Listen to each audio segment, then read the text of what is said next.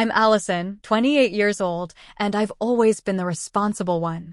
While working full-time, I put myself through college with zero help from my parents. Meanwhile, my younger brother Jason was the golden child who could do no wrong. But everything changed at his graduation dinner last year. My father handed my brother car keys to a brand new Mustang, then turned to me with a smirk and dropped a financial bomb that shattered my world. Before I tell you how I went from family doormat to finally standing up for myself, let me know where you're watching from. Drop a comment, hit subscribe, and stay with me for a story about recognizing your worth even when your own family doesn't.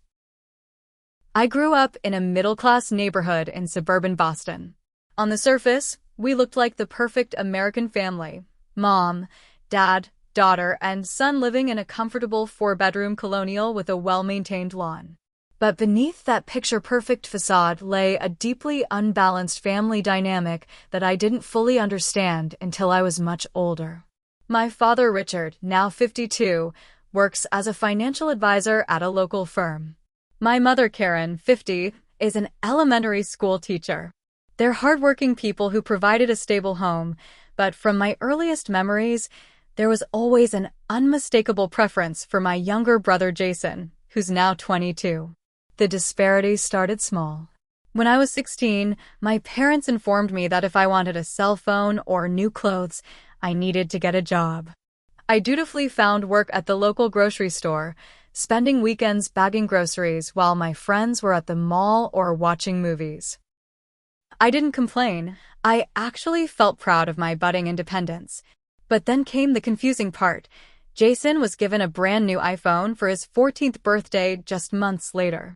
When I asked about the different treatment, my mother simply said, "Boys need different things than girls." That became the recurring theme throughout our adolescence. I worked for everything I had, while Jason received as gifts what I had to earn. When I needed a laptop for school, I saved for 6 months. Jason mentioned wanting one, and it appeared under the Christmas tree. I drove our family's old Honda that frequently broke down, while Jason was allowed unlimited access to my mom's newer car whenever he wanted. Despite the imbalance, I excelled academically. I graduated high school with a 4.0 GPA and was accepted to several prestigious universities, including Northwestern and Columbia. But my parents made it clear there was no college fund for me. They were saving for retirement. So I made the practical choice to attend the local state university where I could commute from home and work simultaneously. Meanwhile, Jason barely maintained a C average, yet my parents hired tutors and made excuses. "He's just not a book learner," my mother would say. "He's going to be successful in other ways." When he barely graduated high school, they threw him a lavish party and gifted him a weekend trip to New York City. During college, I worked 35 hours weekly at an insurance office while taking a full course load. I still managed to graduate magna cum laude with a degree in business administration. My graduation celebration was a simple dinner at home. Jason attended the local community college, failing classes frequently and extending what should have been a 2-year program into 4 years. But my parents never expressed disappointment, only understanding and encouragement. After college, I moved back home temporarily. The agreement with my parents was clear. I would pay $300 monthly for utilities and groceries while saving for graduate school. I had calculated I needed 2 years to save enough for a comfortable cushion before pursuing my MBA. I found a decent entry-level position at a marketing firm that offered limited advancement without further education. My plan was practical and responsible. Living at home as an adult was challenging. Despite working full-time and contributing financially, I was still expected to help with housework, while Jason's mess was constantly cleaned up by my mother. "He's still finding himself," she'd say when I pointed out the inequality. Jason would sleep until noon, work part-time at a sporting goods store, and spend most evenings gaming or out with friends. My best friend Rachel constantly pointed out the toxic dynamic. "Your parents treat you like Cinderella," she'd say over coffee. "You do realize that's not normal, right?" I'd brush it off with excuses about generational values or my parents' upbringing. Deep down, I still craved their approval, still believed that if I just worked hard enough, they would eventually recognize my worth. The pattern continued through holidays and birthdays. On my 27th birthday, I received a practical set of professional clothing gift cards. The next month, for Jason's 21st, my parents gifted him an expensive watch and a weekend at a luxury resort. He needed a break, my father explained when I raised an eyebrow. Despite the obvious favoritism, I maintained a cordial relationship with my family. I joined weekly Sunday dinners, listened to my mother's complaints about her colleagues, helped my father organize his client files on weekends, and never mentioned how their treatment made me feel. I was the good daughter, the responsible one, the adult in the room. But beneath my composed exterior, resentment was building like pressure in a sealed container. It would take just one more push for everything to explode. The evening that changed everything was supposed to be a celebration. Jason had finally completed his associate degree after 4.5 years at community college. My mother, Karen, had transformed our dining room into what looked like a banquet hall, with blue and gold streamers, the college colors, hanging from the ceiling, professionally printed congratulatory banners, and a 3-tier cake sitting prominently on the sideboard. I had worked overtime that entire week to complete a major marketing campaign, but still arrived home early to help prepare dinner. My mother had ordered catering for the main courses, something she never did for my graduation, but wanted homemade appetizers to add a personal touch. So there I was, assembling mini crab cakes and stuffing mushrooms while my brother played video games upstairs. "Could you ask Jason to come help?" I suggested as I chopped vegetables for a crudite platter. My mother laughed as if I'd told a joke. "Oh, he needs to relax before everyone arrives. This is his special day." By 6 o'clock, the house was filled with extended family. My grandparents Robert and Elizabeth drove in from New Hampshire, bringing an envelope that I later learned contained a $1,000 check for Jason. My father's brother Uncle Paul and Aunt Nancy arrived with their 3 children. Even my mother's sister Aunt Patricia and her husband flew in from Chicago specifically for the occasion, something they hadn't done for my college graduation. Dinner was a parade of accolades for Jason. Everyone took turns sharing stories and raising glasses. Uncle Paul praised Jason's perseverance in finishing his degree, conveniently forgetting it took twice the normal time. My father gave a teary-eyed speech about how proud he was of his son overcoming obstacles, those obstacles being basic academic requirements. My mother gushed about Jason's bright future as if his associate's degree in general studies had guaranteed him a spot in the C-suite. No one mentioned that I had helped Jason write most of his major papers or spent countless nights explaining basic concepts to him. No one recalled how I'd actually driven him to registration each semester because he couldn't be bothered to figure out the process himself. When dessert was served, my father Richard stood up, tapping his glass for attention. The room fell silent as he reached into his pocket. "Jason," he said, his voice thick with emotion, "your mother and I couldn't be prouder of the man you've become. Completing college is a major milestone that deserves a significant reward." He pulled out a small box and handed it to Jason. My brother opened it, revealing a car key with the Ford logo. "No way," Jason exclaimed, jumping up from his chair. "Are you serious?" My father nodded, beaming with pride. "It's parked down the street." "A brand new Mustang GT. You've earned it, son." The room erupted in cheers and congratulations. Jason was already heading for the front door, everyone following behind like a parade. I remained seated, trying to process what was happening. A Mustang GT costs around $40,000. My parents had claimed they couldn't contribute to my education because of financial constraints, yet they had purchased a luxury sports car for my brother's mediocre achievement.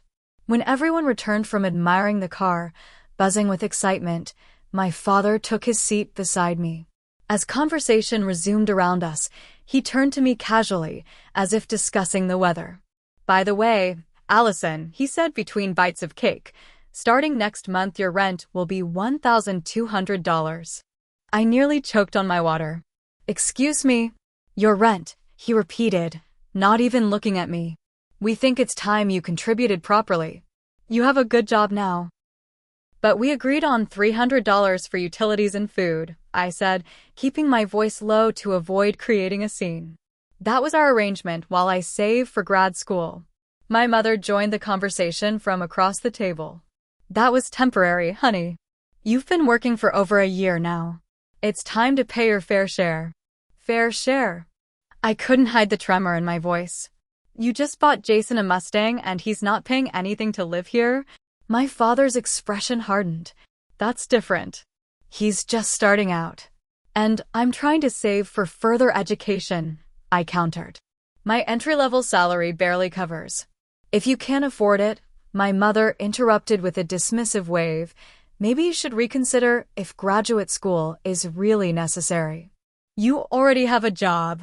I looked around the table, hoping someone would acknowledge the blatant injustice. My grandparents studied their plates.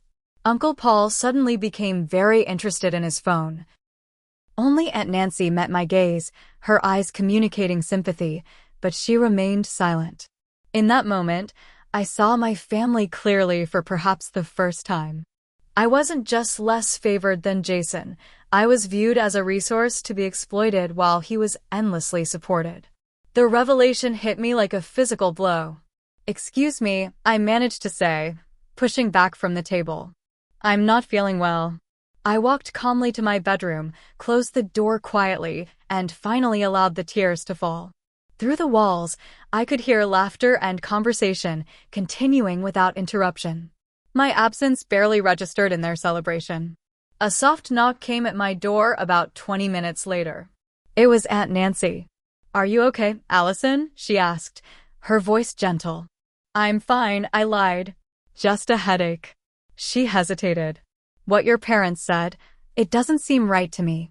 Thanks, Aunt Nancy, I replied, appreciating her concern, but knowing it wouldn't change anything. I just need some time alone. After she left, I sat on my bed staring at the walls of the room I'd grown up in. The academic awards gathering dust on the bookshelf. The college diploma I'd earned through years of simultaneous work and study. The vision board for my future MBA program that now seemed like a cruel joke. Something inside me had broken, and with that break came a strange clarity. I knew what I needed to do. As the celebration continued downstairs, I opened my laptop and began calculating numbers. My take-home pay after taxes was about $3,200 monthly. If I gave my parents $1,200 for rent, plus my car payment, insurance, phone bill, student loan minimum payments, and basic living expenses, I would have virtually nothing left to save for graduate school. At that rate, my MBA would be delayed by years, if not indefinitely. I opened a new browser tab and searched apartment rentals in my area. Boston is notoriously expensive, but even the smallest studio apartments in less desirable neighborhoods would cost less than what my parents were demanding, and would come without the emotional tax of living with people who clearly viewed me as a means to subsidize my brother's lifestyle. With shaking hands, I texted Rachel. They just gave Jason a brand new Mustang for graduating, and then told me my rent is going up to $1,200. I can't do this anymore. Her response came quickly. That's insane. You know you can stay with me until you find a place, right? My couch is yours. Looking around my childhood bedroom, I began to see it differently. The small twin bed I'd outgrown years ago but was never replaced. The desk where I'd studied late into the night while hearing my parents encourage Jason to get enough rest before his much less demanding school days. The closet filled with clothes I'd purchased myself, next to a dresser that held childhood mementos, participation trophies from softball, while Jason's room showcased expensive gaming equipment and the latest electronics.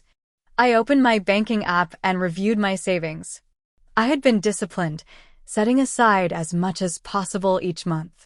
There was enough for first and last month's rent, plus a security deposit. Not enough for comfortable furnishings, but enough to get out. The decision crystallized in my mind with surprising clarity.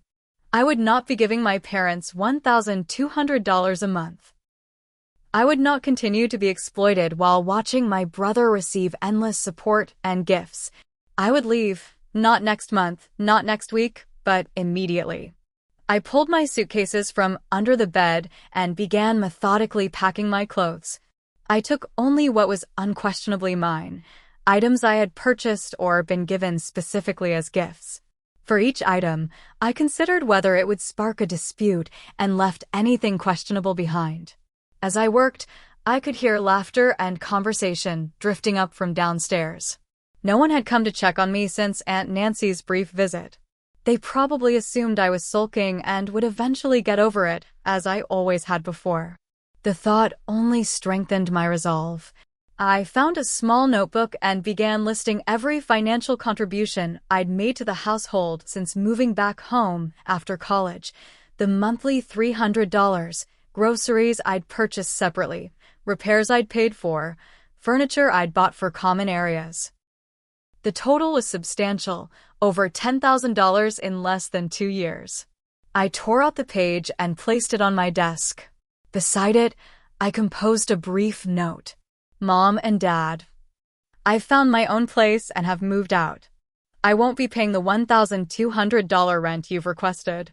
Attached is a list of my financial contributions to this household over the past 2 years. I need some space to reconsider our relationship. Please don't contact me for a while. Allison. Looking at the note, I realized my parents might not even notice I was gone immediately. They would assume I was avoiding family interaction out of disappointment over the rent increase.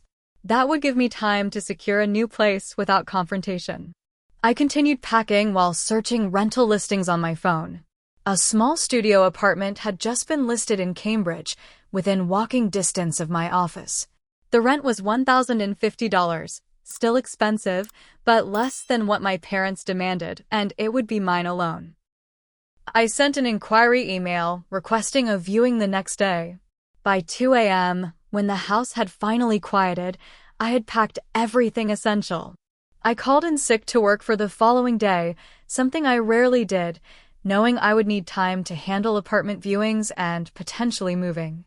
I barely slept, lying awake listening to the familiar sounds of the house, the humming refrigerator, the ticking hallway clock, the occasional creaking of settling wood. Sounds I had known my entire life but would soon leave behind. At dawn, I loaded my car quietly, making several trips on tiptoe. My parents' bedroom was at the opposite end of the house, and they were heavy sleepers. Jason's room was above the garage, far from the driveway. No lights came on as I worked. When everything was packed, I stood in the driveway looking at my childhood home. The sky was just beginning to lighten, birds starting their morning songs. For a moment, I felt a wave of doubt. Was I overreacting? Should I try one more time to make them understand?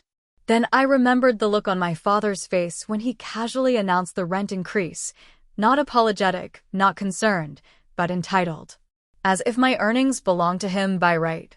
I remembered my mother's dismissive wave when I mentioned graduate school. The contrast with their tearful pride in Jason's minimal accomplishment was all I needed to turn away.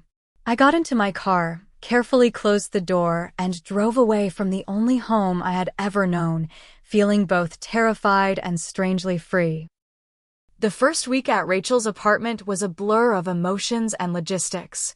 She lived in a one-bedroom place in Somerville, with barely enough room for herself, let alone a roommate. But she cleared space in her closet for my clothes and insisted the living room couch was comfortable enough until I found my own place. You can stay as long as you need, she assured me, though we both knew her tiny apartment wasn't a long-term solution. I viewed the Cambridge studio the day after leaving home and applied immediately. The landlord seemed impressed by my credit score and steady employment, and 2 days later, I received approval. The apartment was tiny, just 450 square feet, but it had tall windows that let in plenty of natural light, a small but functional kitchen, and most importantly, it was mine alone. The first Sunday after leaving home, my phone lit up with a casual text from my mother. Dinner at 6. Are you coming? No questions about where I'd been. No acknowledgement that I hadn't been home for days. Just the assumption that I would appear as usual. I didn't respond. Signing the lease on my new apartment felt momentous. I stood in the empty studio afterward, keys in hand, and laughed until tears came. The place was bare, with faded beige walls and worn hardwood floors, but it represented something priceless: independence without exploitation. Moving day came quickly. Rachel helped me transport my limited belongings from her place to the studio. We made a stop at a discount furniture store where I purchased the essentials: a platform bed frame and mattress, a small dining table with 2 chairs, and a comfortable second-hand couch. It depleted a significant portion of my savings, but the expense was necessary. This place has potential, Rachel said as we arranged my meager furnishings. We hung string lights along the windows, spread my colorful throw blanket over the couch, and arranged my books on a small shelf I'd brought from home. That evening, I sat at my new table with spreadsheets open on my laptop, recalculating my budget. Without the $1,200 rent to my parents, I could still save for graduate school, though at a slower pace with my own apartment expenses. I would need to be even more careful with spending, but it was doable. My phone continued to receive texts from my parents, escalating from casual to concerned. Allison, are you coming to dinner? Sunday. Haven't seen you around. Working late. Tuesday. Where are you staying? Call us. Thursday. I didn't respond to any of them.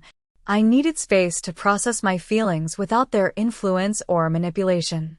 At work, I found unexpected support. When I mentioned needing more hours to cover my new living expenses, my colleague Emily invited me to lunch. You know, she said over salads, there's a professional women's networking group that meets monthly. You might find it helpful for career advancement. I can bring you as a guest to the next meeting. The networking event was held at an upscale restaurant downtown. I wore my best business attire and felt immediately intimidated by the confident women in designer clothes. Emily introduced me to several people, including Elizabeth, the CEO of a competing marketing firm. Emily tells me you're interested in pursuing an MBA, Elizabeth said as we shared appetizers. I went to Northeastern's program while working full-time. Challenging but worth it. We exchanged business cards, and I thought that would be the end of our interaction. I was wrong. Meanwhile, my parents' messages grew increasingly urgent.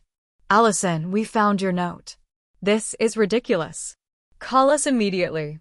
Saturday. Your mother is worried sick. At least let us know you're safe. Sunday.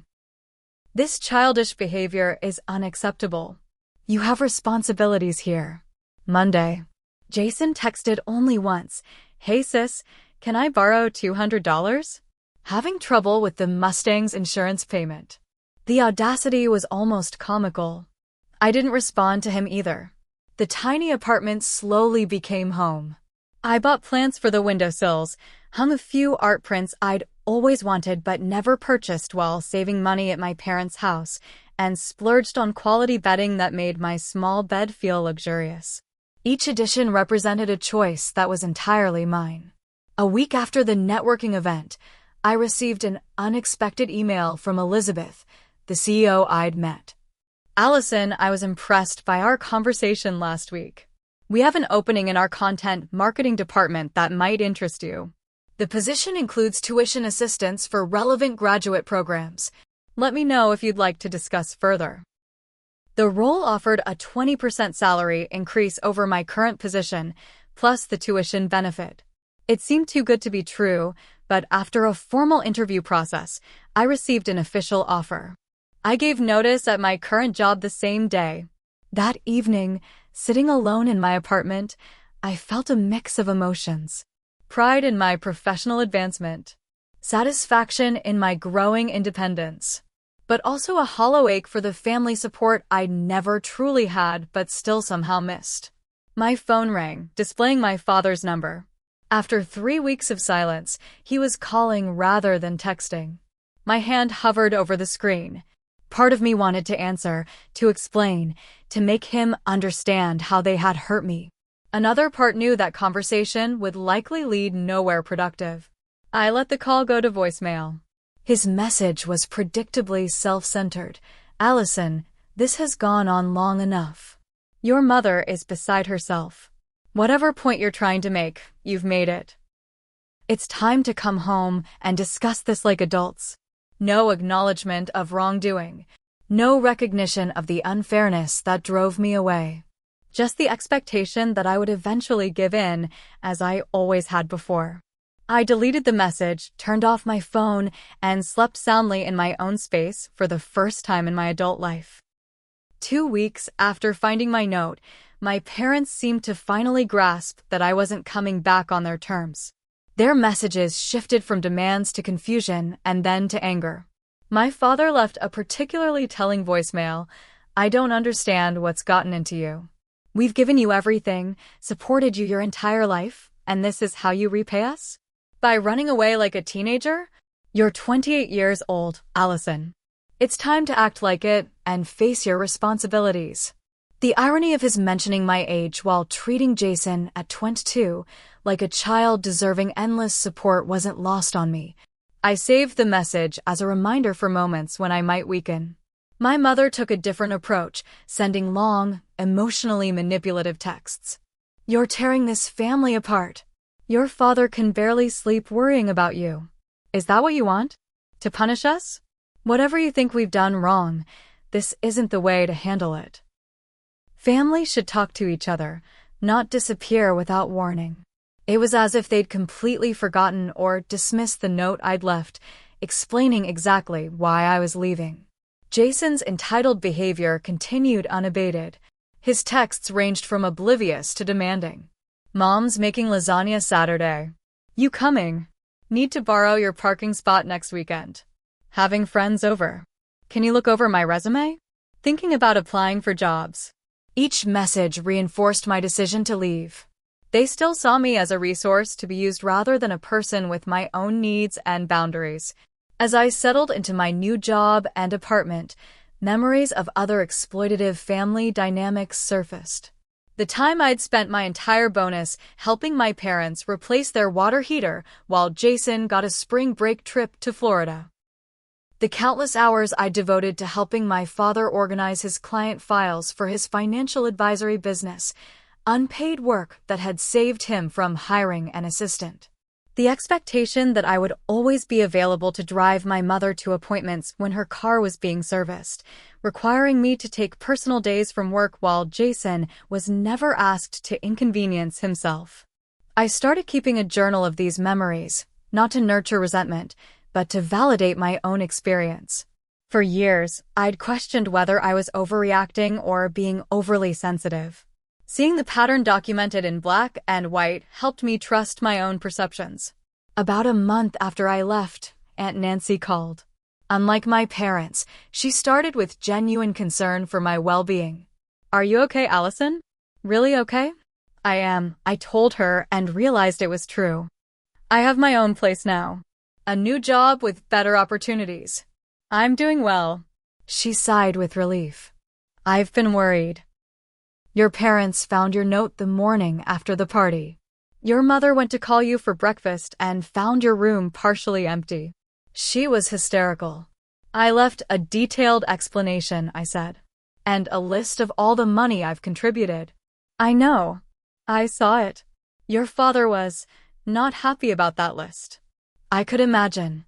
The documentation of my financial contributions undermined his narrative of me as the ungrateful daughter. "They've been telling everyone different stories," Aunt Nancy continued. "Your mother tells her friends you're going through something and needed space. Your father tells people you're being irresponsible and will come back when you run out of money. And Sunday dinners?" I asked, curious about how my absence was being handled. "Awkward," she admitted. "Jason keeps asking when you'll be back to help him with job applications. Your mother makes your favorite dishes hoping you'll show up. Your father tries to act like everything's normal, but he checks his phone constantly." The image was both satisfying and sad. They missed my utility, not necessarily me. Did they mention the car they bought Jason? Or the rent increase they sprung on me? I asked. Aunt Nancy hesitated. They're telling people you overreacted to a reasonable request for adult contribution. Of course they were. My former boss Michael called me a few days later with an unusual story.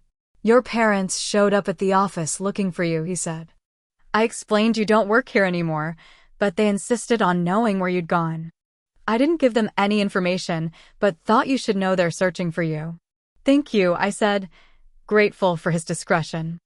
I appreciate you respecting my privacy. Everything okay, Allison? He asked, concern evident in his voice. Getting there, I answered honestly. The escalation continued. My mother began contacting mutual friends, former classmates, even distant cousins on Facebook, asking if anyone had heard from me.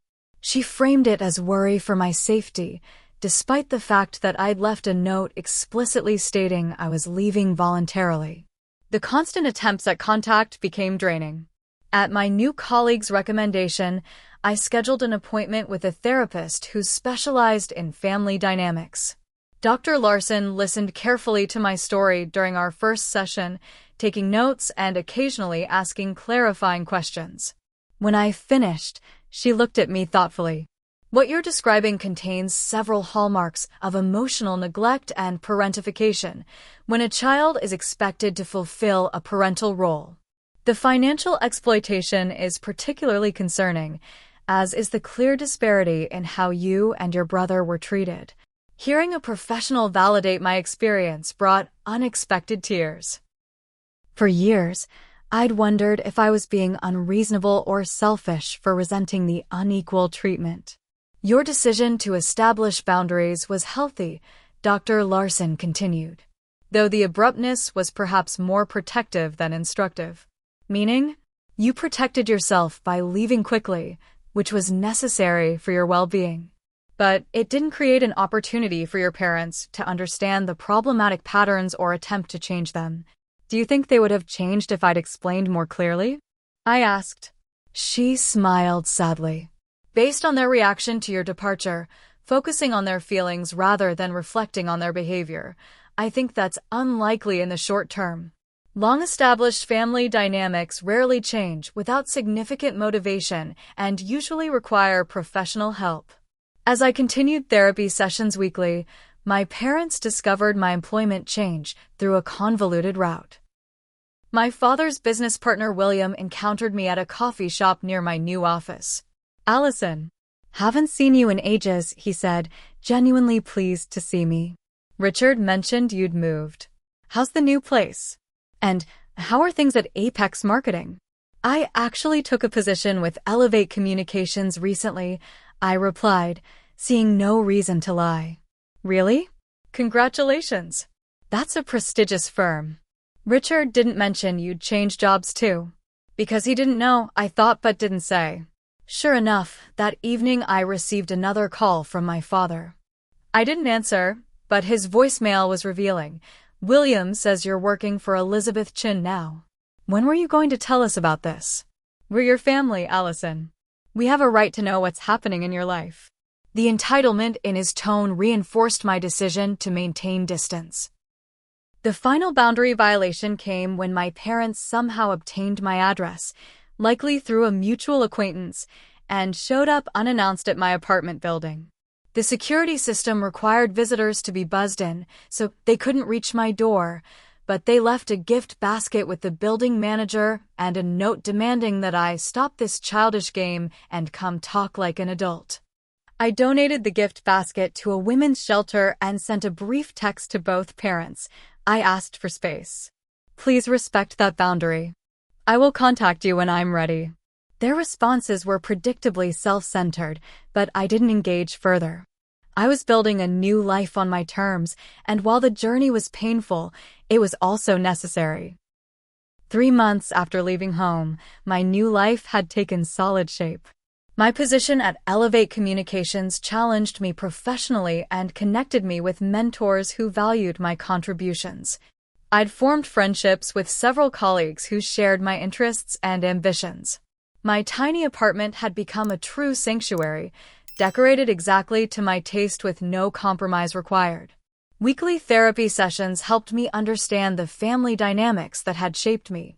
I recognized my tendency to overfunction, to take responsibility for others' needs while neglecting my own.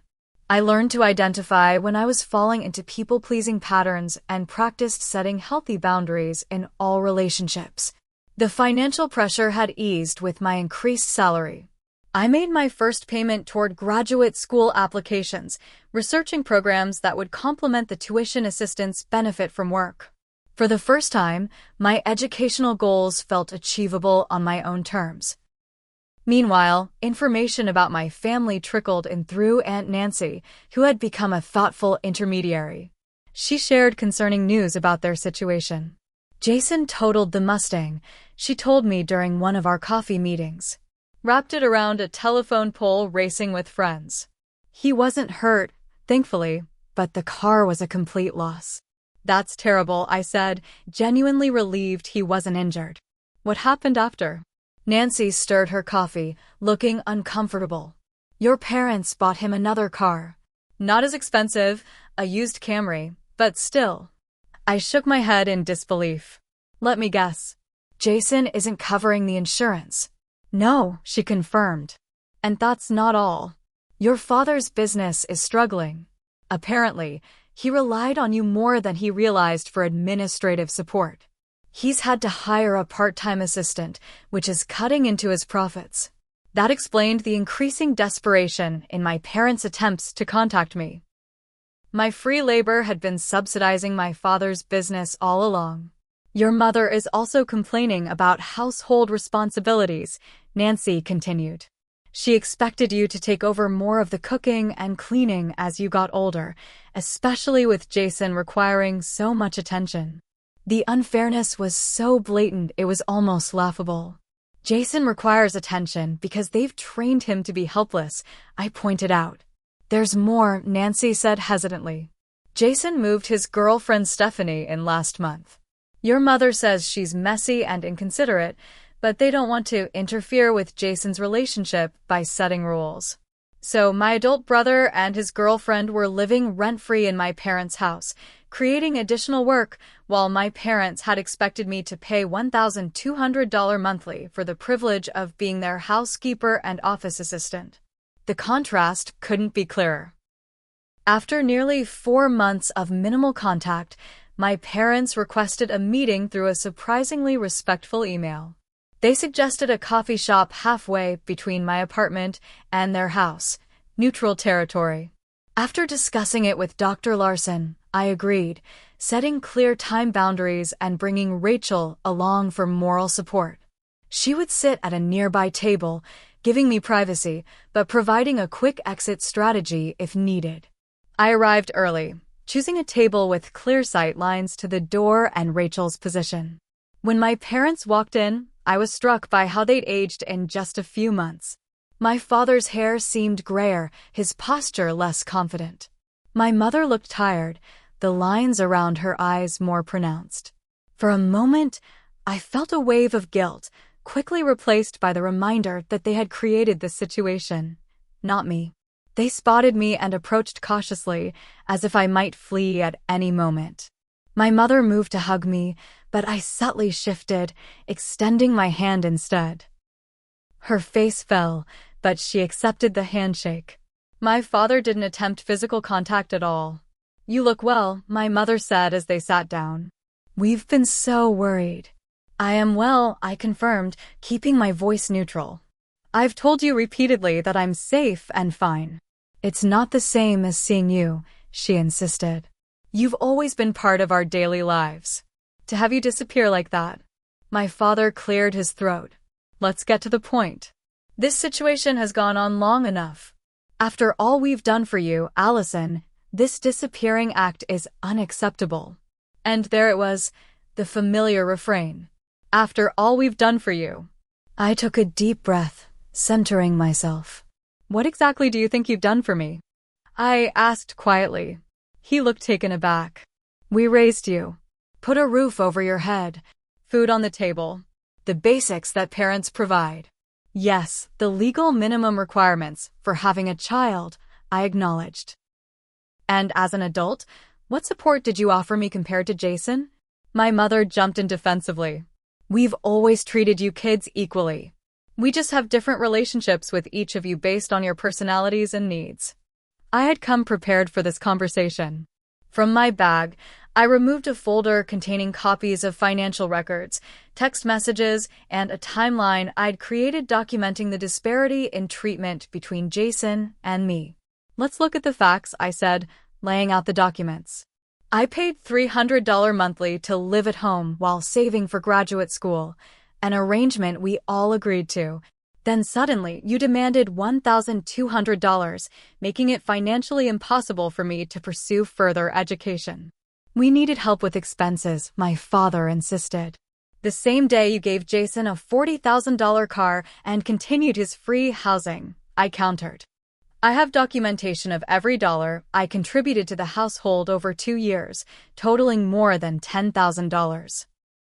During that same period, what did Jason contribute? They exchanged uncomfortable glances. He's younger, my mother said weakly. He's still getting established. I worked since I was 16 to pay for my own phone, clothes, and activities. Jason had everything provided. I put myself through college while working full-time. Jason had 4 years of community college fully funded, with no expectation of employment. I received practical gifts while Jason got luxury items. I continued methodically through the evidence, keeping my voice calm and factual. When I needed help, I was told to be independent. When Jason needs help, resources materialize immediately. Even after he totaled his graduation gift car, you purchased another one. My father's face flushed with anger. You've been spying on us? I have concerned family members who recognize the inequality, I corrected him. And speaking of inequality, let's discuss the unpaid work I did for your business. Administrative tasks that you're now paying someone else to complete. That was family helping family, he sputtered. Exactly, I said. Yet when I needed family support for graduate school, suddenly I was expected to pay premium rent in a housing market where I could find a cheaper place on my own, which I did. My mother began to cry, her go-to response when confronted. We never meant to hurt you. We love you both the same. Your actions have consistently demonstrated otherwise, I said, refusing to be derailed by tears. I'm not here to rehash the past endlessly. I'm here to establish clear boundaries for any future relationship. I outlined my terms: no financial entanglement, no free labor, no comparisons to Jason, and respect for my independent decisions. If you want me in your lives, I concluded, it will be as an equal adult, not as a resource to be exploited.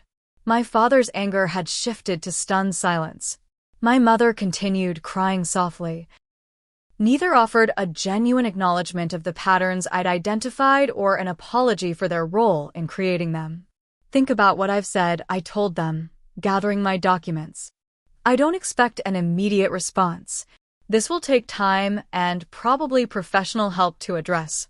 I'm in therapy working on my part in these dynamics. I would suggest you consider family counseling if you're serious about rebuilding our relationship. As I stood to leave, my father finally spoke. So that's it? You'll walk away from your family over money. I looked at him sadly. This was never about money. It was about recognizing worth. You consistently showed me that Jason's comfort was worth investing in, while my aspirations were inconveniences to be discouraged. I'm not walking away from family. I'm walking towards self-respect. I left the coffee shop with Rachel, feeling lighter than I had in months. For the first time, I had spoken my truth without minimizing or apologizing. Whether they could hear it was beyond my control, but I had finally stood up for myself with clarity and dignity. 6 months after walking away from my childhood home, my life had transformed in ways I couldn't have imagined. My studio apartment, once bare and utilitarian, now reflected my personality in every corner. Bookshelves lined one wall, filled with business texts and novels. A small desk positioned near the window served as my study space. Plants thrived on every available surface, bringing life and color to the small space. The professional opportunities at Elevate Communications continued to exceed expectations. Elizabeth had become a mentor, offering guidance on career advancement and graduate school preparations. The tuition assistance program would cover 70% of my MBA expenses, making my educational goals achievable without crippling debt. My relationship with my family had evolved into something I never expected. After our coffee shop confrontation, there had been 2 weeks of complete silence. Then, surprisingly, a handwritten letter arrived from both my parents. Unlike their previous communications, this one contained what appeared to be genuine reflection. Dear Allison, after much discussion and soul-searching, we realize we've failed you as parents in many ways. The evidence you presented was painful to acknowledge, but impossible to deny. We didn't see the pattern of favoritism that was so obvious to you because it developed gradually over years. This doesn't excuse our behavior or the hurt we've caused. We're beginning to understand how our actions made you feel undervalued and exploited. That was never our conscious intention, but impact matters more than intent. We've started seeing a family counselor to address these patterns. Jason is participating reluctantly, but even he is beginning to recognize the imbalance in how we've treated you both. We respect your need for independence and boundaries. If you're willing, we would like to slowly rebuild our relationship on healthier terms. With love and regret, Mom and Dad. I approached this apparent olive branch with caution, discussing it thoroughly with Dr. Larson before responding. We agreed that reconciliation was possible, but only with clear boundaries and consistent respect for my autonomy. Over the following months, I allowed limited contact, occasional text conversations, a brief coffee meeting with my mother, a phone call with my father. Each interaction was carefully bounded, and I watched vigilantly for signs of returning to old patterns. To my surprise, there seemed to be genuine effort, especially from my mother. She stopped making excuses for Jason's behavior and began holding him to actual adult standards. My father struggled more with the changes, but made halting progress toward recognizing his role in creating the unhealthy dynamic. The most significant shift came in my relationship with Jason. Without me there to pick up his slack, he had been forced to develop basic adult competencies. When we finally met for lunch 3 months after my departure, he seemed different, less entitled, more self-aware. I didn't get it before, he admitted, looking uncomfortable. I always thought you were just naturally good at everything, so it was fair that I got more help. It wasn't natural, I explained. I worked hard because I had to. You could have developed the same skills if you'd been given the same expectations. He nodded slowly. I see that now. When you left, suddenly Mom expected me to handle my own paperwork, cook sometimes, even help Dad with his filing system. It was a shock. That's called being an adult, I pointed out. Yeah, he agreed. I'm starting to figure that out. Our relationship would never be close, too much water under that bridge, but we developed a cordial interaction based on mutual respect rather than exploitation. The first family gathering I attended after leaving was Thanksgiving dinner at Aunt Nancy's house. The neutral location helped ease tensions, and Nancy's supportive presence provided balance. There were awkward moments and old habits threatening to resurface, but overall, it represented progress. My friendship with Rachel deepened through the crisis. She had been my unfailing support, offering both practical help and emotional validation when I doubted myself. I'm proud of you, she told me as we celebrated the 6-month anniversary of my independence with wine on my tiny balcony. Do you realize how much courage it took to walk away from everything familiar? I did understand now. The journey hadn't been easy, but it had been necessary. Through therapy, I recognized that my parents' treatment had shaped my tendency to overfunction in other relationships too. I had always been the responsible one, the caretaker, the person who sacrificed for others' comfort. Learning to prioritize my own needs felt revolutionary. My new workplace connections expanded into a genuine social circle. Weekend brunches, book club meetings, even a dating possibility with Mark from the marketing department who shared my interest in photography. After years of putting my personal life on hold while managing family obligations, I was finally exploring who I could be without those constraints. My financial independence brought unexpected peace. Though I had less savings than I would have accumulated living at home, the freedom from exploitation was worth every penny. I learned to budget carefully, finding creative ways to make my small space comfortable without excessive spending. 6 months after our confrontation, my parents invited me to dinner at their home. After careful consideration and discussion with Dr. Larson, I accepted with specific conditions, a 2-hour time limit, my own transportation, and no financial discussions. The visit was revealing. My old bedroom had been converted to a home office, a change I found more amusing than hurtful. Jason had moved to an apartment with Stephanie after my parents finally instituted household rules that included financial contribution. During dinner, my father attempted to offer help with my graduate school expenses. "We've been setting aside some money," he said awkwardly. "We want to support your education." In the past, I would have gratefully accepted any assistance, desperate for proof of their love. Now, I recognize the offer for what it was, an attempt to re-establish financial entanglement and, with it, control. "Thank you," I said calmly, "but I've worked out my educational funding through my employer's tuition assistance program and personal savings. I appreciate the gesture, but I'm handling it independently." The flash of surprise on his face was telling. He hadn't expected refusal, hadn't understood that my independence wasn't a temporary rebellion, but a permanent recalibration of our relationship. That evening, driving back to my apartment, I felt an unexpected sense of peace. The pain hadn't disappeared entirely. I still grieved for the supportive family I'd never had, but I had built something valuable in its place: self-respect, boundaries, and the confidence to create a life aligned with my own values rather than others' expectations. The journey taught me that sometimes walking away is the most powerful act of self-love possible. It's not about punishing others or proving a point. It's about recognizing your innate worth when those who should value you most have failed to do so.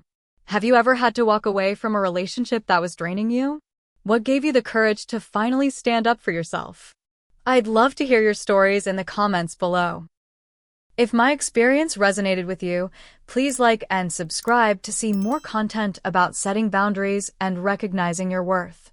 And if you know someone who might need this message, share this video with them. Sometimes seeing someone else's journey gives us permission to begin our own. Thank you for watching, and remember, your worth isn't determined by how others treat you, but by how you choose to treat yourself.